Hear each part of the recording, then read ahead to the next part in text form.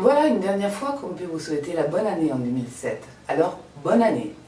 Je ne sais pas si vous avez pris des bonnes résolutions ou si au cours de ce mois de janvier, il y en a qui sont déjà passés aux oubliettes.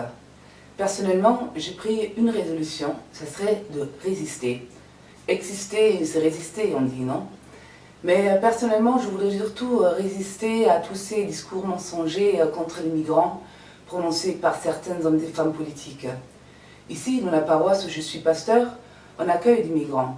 Et je peux vous dire qu'ils n'ont pas la vie facile et que c'est pas vrai qu'on leur donnerait tout, voire plus qu'aux Français en difficulté.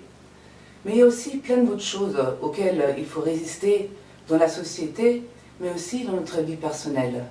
Récemment, on a fait un culte débat autour de ce thème, et il y a plein de choses qui ont été citées, comme par exemple résister à la sinistrose ambiante, au désarroi, au pessimisme, mais aussi à l'injustice, à l'exploitation des autres, au gaspillage et la surconsommation, la laïcité mal comprise, mais aussi plus personnellement, mais quand même concernant toute la personne, tout ce qui nous éloigne de Dieu, puis la peur, la solitude qui pèse pour beaucoup, l'angoisse. Alors, comment on fait pour résister? Quelles sont vos ressources pour résister? Chacun en a des ressources personnelles et des remèdes personnels contre la mélancolie, si on peut dire. Dans l'Épître aux Éphésiens, j'ai trouvé un texte qui nous parle des armes de Dieu, des armes non violentes mais puissantes.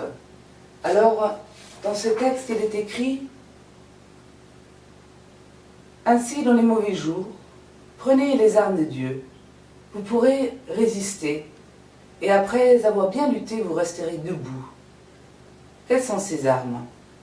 L'Épître cite « Prenez la vérité comme ceinture, mettez la justice comme cuirasse. Prenez comme sandale l'ardeur pour annoncer la bonne nouvelle de la paix. Toujours et partout, prenez le bouclier de la foi. Recevez aussi le casque du salut et l'épée de l'Esprit Saint, c'est-à-dire la parole de Dieu. Priez sans cesse. Faites toutes vos prières et vos demandes par l'Esprit Saint.